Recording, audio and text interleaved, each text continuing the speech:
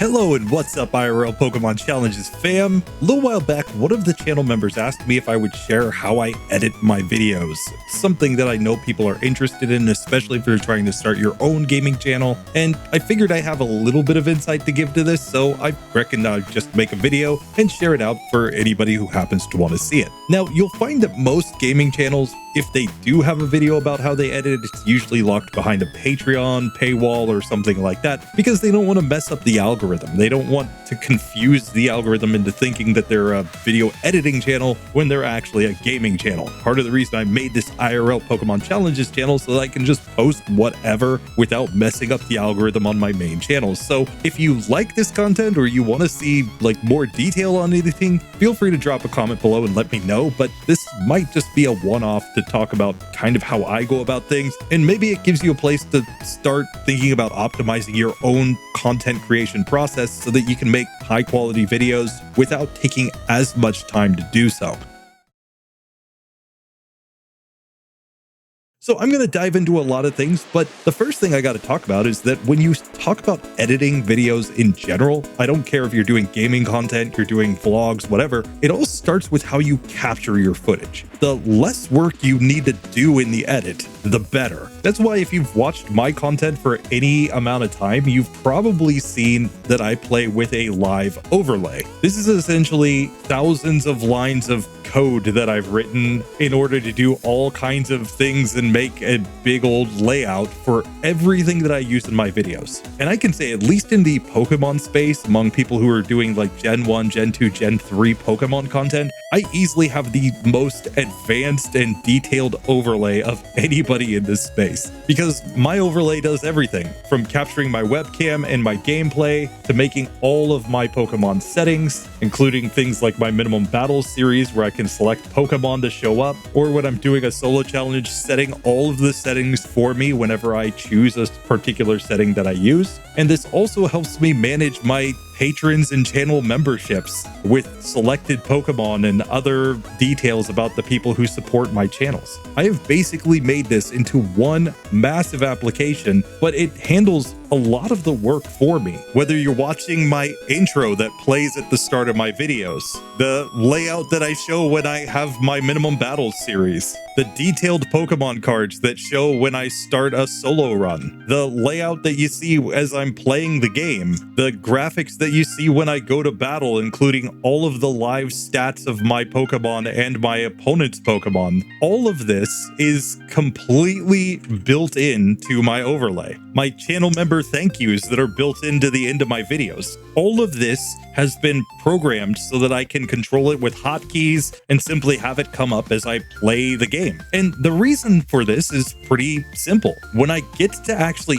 editing a video, I don't want to have to recreate all these scenes every single time. I want them to just be there and be ready. So whatever game you're playing, there are tons of tools that you can find online to often make your life a little bit easier. Whether it's setting up a good stream overlay on Twitch, or it's going all in on programming a overlay that does all these different features like what I do. Setting up in the beginning so that you're going to have easy to edit footage is really one of the biggest keys to making editing not a terrible experience and something that you actually enjoy doing. Now, as far as editing software that I use Davinci Resolve. And the reason I use Davinci Resolve is because, number one, I don't like the idea of paying Adobe. They're a terrible company. And honestly, if you're going to use Adobe products, I advocate pirating them because they're just a terrible, terrible company. But also Davinci Resolve, you can get completely for free. And it doesn't include AI features or some of like the advanced features that I do use in some of my videos, but the free version is fully featured. It doesn't have any sort of like watermark or something that stops you from using the video that you get out of it. And I believe that the free version can do up to 1080p. They might have it up to 4K now. I honestly don't know. I know that for anything above 4K, you absolutely have to have the paid version, but are you really going to be exporting YouTube videos in more than 4K? Probably not. So you can just go ahead and download the free version of this, and it's going to do 9 99% of everything that I do on my videos. Now, if you're looking to learn how to actually use Davinci Resolve, I highly recommend this channel, Casey Ferris. This is where I started watching like tutorials and actually following along. The YouTube channel Mr. Alex Tech is really good for Davinci Resolve as well. He goes into like specific features and how to use them in the details. So later, once you get a little more comfortable in the software and you want to look up how to do a specific thing, this guy's incredible. If you're looking for like really cool plugins and learning how to do the compositing and fusion that is in Davinci Resolve that allows you to do really advanced stuff, a great place to start is with this guy, Patrick Sterling. I use a few of his effects in my videos and thumbnails actually all the time. And if you really want to do some like crazy effect sort of stuff and learn how to do it, this guy Jamie Fenn is really great for that sort of stuff. So if you wanted to like make an epic, Davinci Resolve text effect where it's like written on the side of a mountain or something, this is the place to go. But the thing that I like about Davinci Resolve is that it is a really open ecosystem. It's not like Adobe where they're trying to gate everything behind a paywall. So you can find resources and how to actually edit if you want to by simply searching YouTube and looking at these creators that make that content day in and day out. For me, I'm not going to go into that much detail. I will tell you a couple things that I have set. I have it set so that my selection follows my playhead. So if I move my playhead over here, it's going to select this file. If I move my playhead over here, it's going to select this file. And that just makes it so that whenever I'm over a file, if I don't want this section, I just have to hover the playhead over it and then I just hit delete and it is gone. Then I use control with the like this way slash right next to my enter key in order to cut the video as I go through. And I typically play the video back at 2x speed. You can use the J and L keys on your keyboard in order to go backwards or go forwards. And double clicking will just make it go twice as fast. But even from there are a few other settings that I use, and I should just quickly mention them. The first thing is I capture my gameplay with the vertical plugin from Atom, not sponsored. Any product I mentioned in this, by the way, I'm not sponsored. I'm just telling you because I actually use it. And I use this Atom vertical plugin. I clearly don't pay for it because they're encouraging me to pay for the app. But I use this as a second virtual canvas, basically, so that I can capture my gameplay with this. Then I record in OBS normally. The other thing that I'll mention is that I have things like music and my microphone set to different tracks in the mixer. And if we go to the advanced audio properties here, you'll notice that I have 3 different audio sources for my setup. One is the music that actually comes from my overlay because all of the music that I use in my videos is baked in. The second audio source is like an actual desktop audio source. If I were playing some YouTube video or something, maybe I'm doing reaction content or something like that, that's where that would come in. And then finally, I've got my microphone. And you'll notice that I have separate tracks set for all of these. On track 1 is just a combined all audio sources, but then I break each of these sources out into their own individual tracks. Basically, in order to set this up, you just have to go to your OBS settings, go to output, click recording, and then when you set all this up, currently I've got a virtual camera running and I'm recording, so I can't change any of this, but you can basically set how many tracks to have in your video, at least if you're using the .mkv file format, which is the one that I use, and that enables you to output your audio sources to different tracks, and that's going to help you a lot when it actually comes to editing, because you're going to have your vocal mic completely isolated from your music so that you can go back and rearrange things without messing everything up. And when it comes to streaming, you just pick the audio track that has everything on that track, and that's the one that will actually be sent to the streaming service. In my case, is track 1, and then I use tracks 2 through 4 in order to break out my different audio sources. And you could do that with everything that you use in your videos. If you've got things like alerts for when somebody subs or joins a membership, put those on a different audio track compared to everything else. That way, you can decide if you actually want those in the video or not, and you can cut them out if you don't, or you can isolate them from the music so that they're not all mixed in, and it's much easier to edit.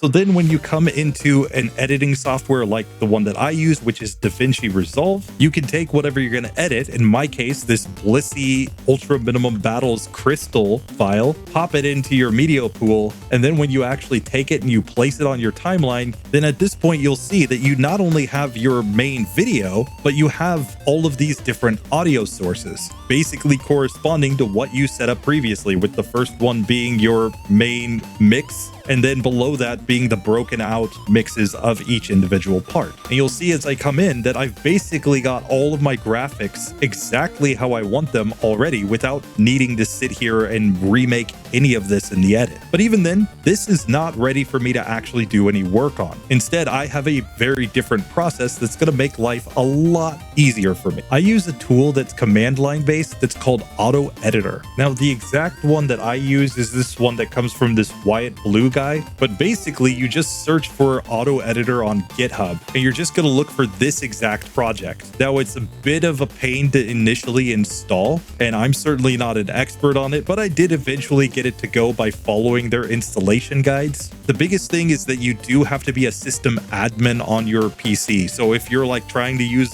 a PC from work or something that has a separate admin password, you won't be able to install this correctly. But if you're on your home PC, you should be just fine. And there are some people who have made like graphical user interface versions of this. I just simply use the command line because it's already something I've been using for a couple of years. And there are some paid products that do the exact same thing, but I've found that this works perfectly fine for my use case. So all I need to do in this case is find the file in my file explorer that I want to use. I right click it, I choose copy as path, and then once you have installed Auto Editor on your PC, these are the exact settings that I use.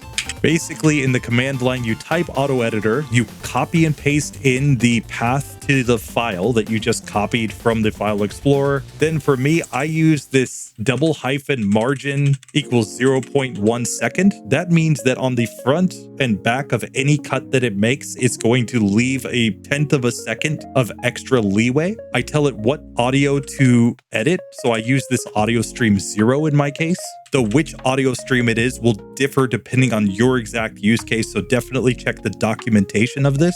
And then finally, I use Davinci Resolve to edit my videos, so I use this double hyphen export equals resolve in order to set that up. But once I do that, I simply hit enter. You'll get a bunch of output that looks like this. At least in my case, it's yelling about some different things. But then you'll see it analyzes the audio, runs a bunch of things again, and eventually you'll just see your command line pop up again like that. And that means that it's done. It's done its job. Now I can just open after that Davinci Resolve, and on the bottom menu, the third icon from the left is what's called the edit tab. So I simply click the edit tab here. Then you have to open your media pool, which if it's not already open, you would just simply click media pool here in the top left, and then right click inside of your media pool, go to timelines, go to import, and then choose this first one that's got all these different things. It says Control-Shift-I. Click that, and then in here, I'm doing this Blissey Ultra Minimum Battles. So I just find this .fcp XML file. I give that a click. I choose import.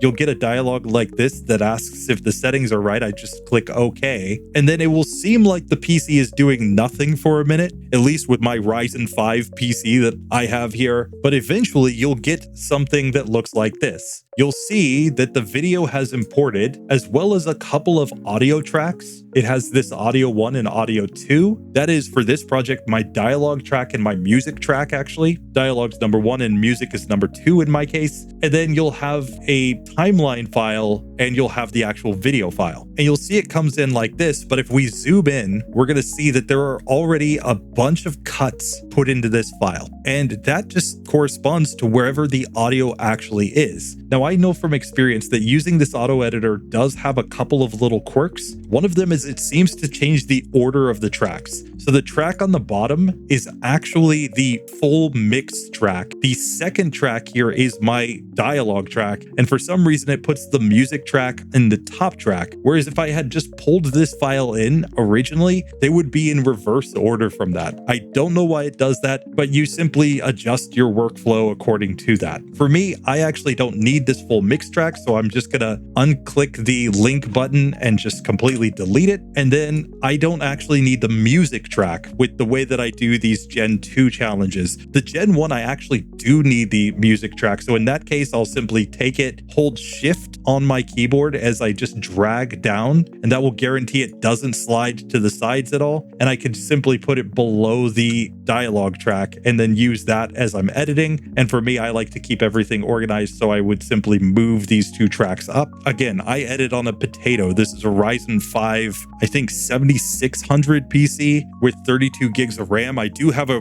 baller graphics card in here, an RTX 4080, but that's really just for rendering and for like the advanced features of Davinci Resolve. Most of the features here actually just run on the CPU, and therefore, if you're running on a potato like me, it's really not going to be great. If you have something like a MacBook, a Mac Mini, or a better CPU than what I have, you're probably going to get much better performance than what I'm seeing right now. But eventually you'll get everything moved up. You can simply copy this or start editing this or whatever you want to do. For me, like I said, I don't actually need this music track, so I'm just going to delete that as well just by selecting everything and hitting backspace. Now, the thing that's worth noting is just how much work this has already done for me. Compare the length of the original video file here, which you can just see on the top. You can see that it's already cut out about a quarter of it. And all that is cut out is basically silences, dead space, the parts where I'm not actually talking in the video. So we've got this whole like talking, but you can see all these little gaps, sometimes small ones, sometimes long ones. But rather than going in here and cutting all these gaps out myself manually, which would take a ton of time, literal hours to do in a single video like this, the auto editor output has very minimal gaps in between things. And they're typically like breaths or something like that I still have to clean up. But at least I have pretty smooth playback here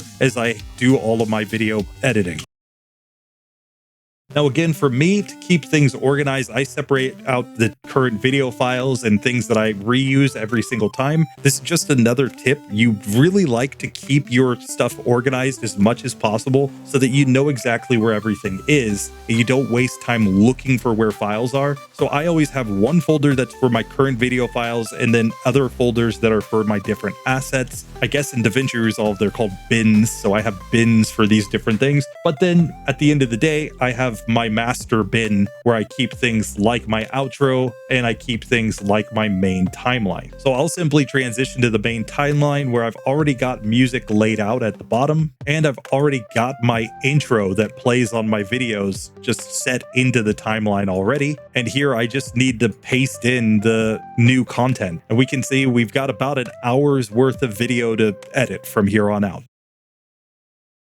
So now I basically need to go through this and find places where there are mistakes or things that need to be cut out. Like here at the beginning, I'm clearly typing on my keyboard or doing some setup or checking. So this part simply I can delete. And the way that I know this really quickly is that I just simply expand down the first dialogue track so that I can see the audio waveform. Waveforms like this that are like really sharp edges and then really silent are probably nothing actually important, because you'll see that when I'm talking, it tends to be a little bit smoother here. So all I need to do is just take sections like this, highlight them, and then just hit delete, and it will just ripple delete everything over to the side. So now I'm just going to start into my editing process, which is basically that once I have my intro set here, I'll start going through the video and just listening at 2x speed. Anytime I hear something that sounds like a mistake or something that sounds like, you know, I repeated myself, etc., I'm just going to go in and cut that section out of the video. Now, the problem with using this auto editor is that you'll get really jarring cuts in the video.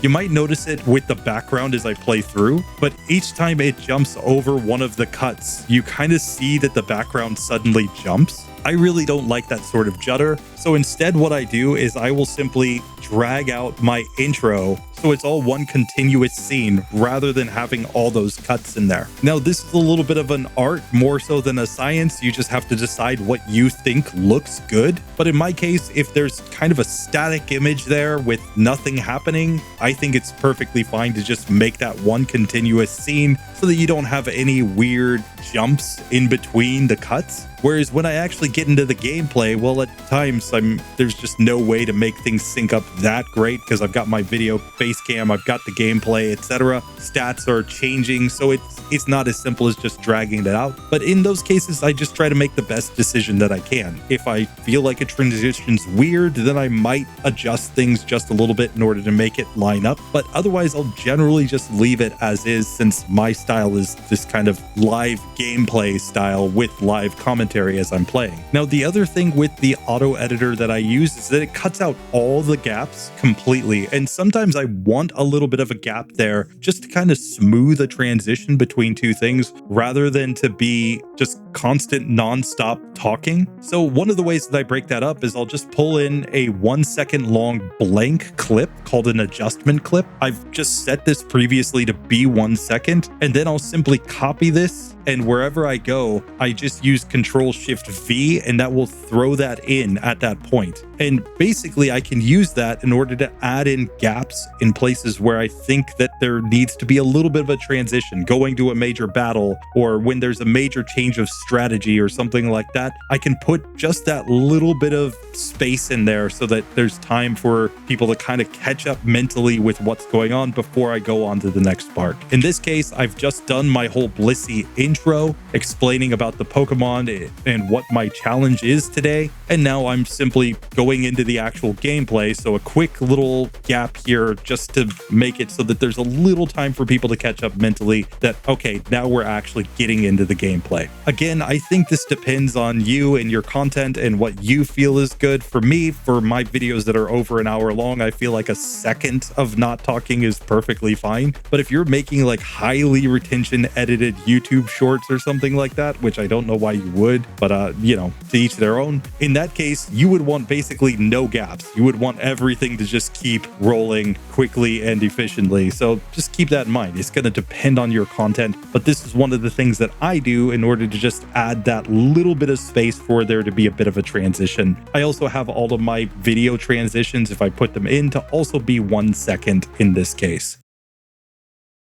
Now, you'll notice that my playback here is a little bit glitched out. And the reason for that is because I've recorded this at 4K, but my PC is not good enough to actually edit at 4K. So in order to solve that problem, I simply go to the playback tab at the very top menu of Davinci Resolve, come back to the playback resolution and take that from full, which is 4K, and I drop that down to quarter. So you're basically taking the 4K resolution and cutting it down to a quarter, which is like 1080p, and then I'm editing at that resolution here as I actually go through this. So the preview that you'll see here is the 1080p scaled down version of what is actually a 4K video in the background, and that will dramatically improve the playback of the video as I'm going through the timeline. Now, one of the things that you'll notice about my content is that I do only live commentary. I do this out of necessity because I have a baby boy and I have limited time that I can actually record videos. I can basically only record when he's out of the house or when he's asleep, because trust me, the pipes on that little guy completely destroy my audio if I'm trying to record and he suddenly gets fussy about something. And after all, I got to spend time with my baby boy when he's home. But because of that, I do live commentary as I do these videos, including right now as I'm making this video. So it's not always the most polished thing. So I've done a lot of things to train myself that if I start to say something and I mess up, I go back and I say the same thing over again, knowing that I can later come back and adjust, where maybe I just cut out my face cam on the side and move the face cam over the new gameplay or new overlay section that I actually want to see. So as I listen through, I'm listening for cases where I make a mistake or I repeat the same sentence over again. So like here, I hear myself starting to talk about using thunder, and then I say, though we could also something else. So pretty clearly I decided to change what I was saying in the moment. So I'm just going to come here and cut out this section because I know I don't need it. So here I made a mistake where I said flamethrower and I meant to say fire blast. So what I'm going to do in this case is I'm going to zoom in on the audio waveform so that I can see it better. And as I scrub through, I can hear the individual sounds of my voice. So I'm listening for where I finish saying the word team. So originally I say team in fact. So here I say on his team in fact, and I just want to keep on his team. So I'm going to listen for the end of the sound, and then I'm just going to simply cut this section right here. We can delete that, and we can delete this part that I know is a mistake. And here what I can do is I can basically cut just before the start of the words in fact when I started saying that again, and then I can come back in here and kind of blend those two together over the top of each other, and it's actually going to sound a lot smoother. Now, it's not always going to be perfect, but you can usually get things like this to work. In order to put two audio clips together, you're really looking for the unvoiced sounds. And those are things like the F sound or the S sound or the TH sound. In those cases, you can pretty easily cut the two dialogue clips and simply put them together without it being super obvious or super noticeable. If you're trying to cut in between hard consonant sounds like a D or M or something like that, you might have a little more trouble blending those together. So whenever I try to put two dialogue clips together, I'm really looking for the places where they have the unvoiced sound. In this case, team in fact has the in fact sound. So the F just before I say fact, that's where I can cut it and put those two audio clips together, and it will still sound fairly natural in the final edit. Now, in cases where I make a minor mistake, like maybe I say hyper beam instead of hyper potion, it's usually easiest to just simply put in a small text like this. So all I do is I go over to the effects library here. So I just open the effects, go to titles, and go to this one that says text plus. Just drag that on and then type whatever text you want in the title tab over here if you're looking at the inspector on the right side. If you don't see the inspector, you just simply select the text and then click inspector and it will pop up. And then you go to the title section here and you can put whatever you want in here and adjust the size and other things like the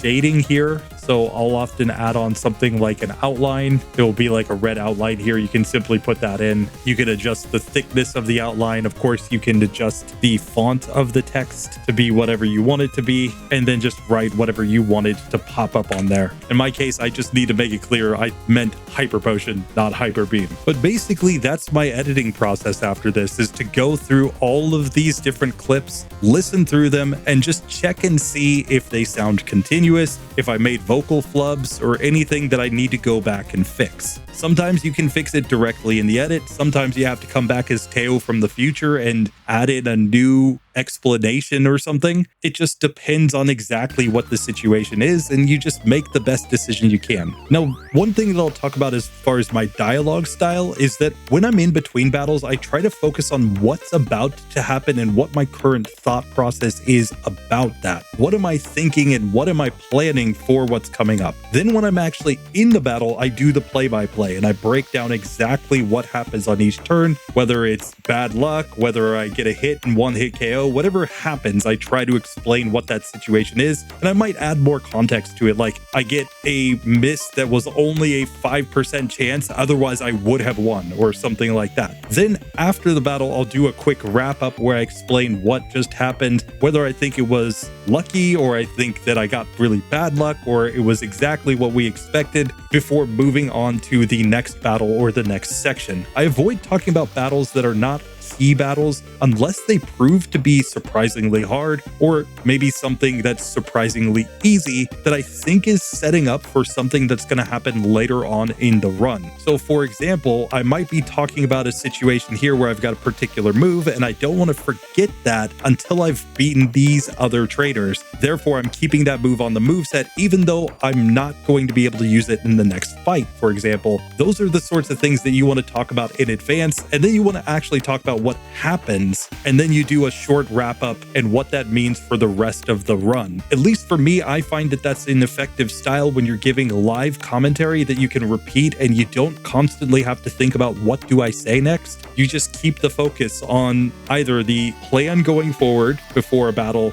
in the battle, what's actually happening, and then after the battle, explaining or kind of wrapping up what you have just seen and what that means going forward again. And you kind of just loop that over and over again as you go to each battle. I don't think that's specific to Pokemon content. I think if you were doing any sort of gameplay, having a section where you set up what's going to happen and what your thought process is, then having the actual section happen, including any new ideas that you have as you're struggling on it. And then after the fact, kind of wrapping up and thinking about like, how does that affect the strategy going forward is an effective way to talk about gameplay and make it actually interesting to people as they watch. And that can include acknowledging mistakes. I should have done this, and that would have been much easier. Or I completely forgot that I had this move. Otherwise, I totally could have gotten that victory in half the number of attempts. Even that sort of post wrap up, you'll have people who comment down below, I was about to tell you that you had missed this. But you can also answer the question sometimes of why didn't you do that? Well, because I wasn't just thinking about the next battle. I was thinking 3 battles ahead. That sort of dialogue is going to keep the viewers a little more understanding of what you're doing and keep them engaged in what's coming up after the fact. They can still tell you in the comments that you're wrong or that you're an idiot, and that's perfectly fine. But I find at least with live commentary, it's good to have that thought process out there so that people at least can criticize it, but they can't say that you didn't tell them what you were thinking about.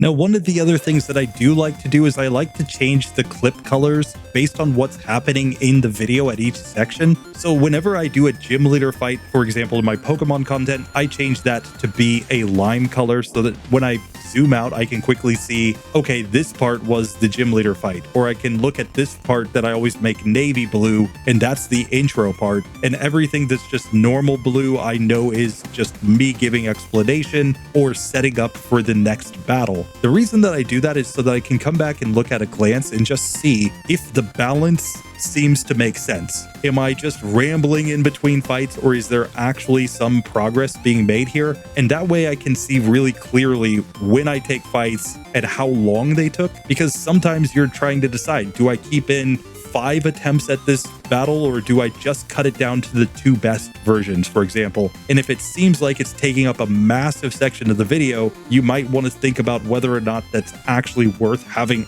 all of that in there, or if it's just going to get boring to the audience. My general rule when I'm sitting and resetting on something is to keep attempts where we make more progress than the previous one. So, for example, if I were fighting against Bugsy and on the first attempt I failed right here on the Kakuda, it knocked me out somehow, well then I would pick up the next attempt where I make some progress on the Kakuna, and now I'm on to the Scyther, for example, so that I have some reason to actually keep that footage. If I'm just repeatedly getting the Kakuna and losing for some reason, then there's no reason to talk about that, unless it's really hilarious that I'm losing to Kakuna over and over again, which quite frankly would be hilarious in this case. I'd probably keep it in just because of that, but you, again, just have to use a little bit of judgment in those cases. But then the other thing that I'll just simply note is that I have all the major battles and transitions marked with an extra marker on a separate track. And that's just for me, yet again, to be able to look back later and just see where everything is. That way you can more quickly jump back to specific sections if you're trying to put in timestamps after the fact or something like that. Now, with that being said, my biggest thought process when it comes to editing is, number one, to not spend more time editing than is absolutely necessary. Like, consider that in the first hour of editing, where I'm cutting out all these mistakes and I'm cutting out like weird gaps or weird statements in order to make a clearer story, that's good time spent. I'm making the video better with every cut that I make, with every section that I cut out, or every section that I rearrange, or if I come in and I do some post commentary, I'm doing that in order to make the video more clear and to flow better. But after a while, you're going to reach a point where there's really not much benefit to going into more detail than that. You may be a perfectionist and you may be like, no, some of this dialogue is a little sloppy and I need to go back and redo it, and that's perfectly fine. That's up to you. But my personal approach is good enough is better than perfect, especially because I'm a one-man team and I don't have other people to edit for me. That's why I make everything as easy to edit as possible in the first place with how I record my videos. I don't need to go in and add all these graphics and stats, etc. after the fact because they're already baked into the original video. Anyway, that's all I got for you guys today. If you got any questions, drop them below. If you got advice on how to make my process better, also drop that below. I'm more than happy to hear it because I'm still learning how to be an editor. I'm certainly not what I would consider to be a professional, but that is how I edit in 2026. Anyway, I'll see you guys in the next one. Later.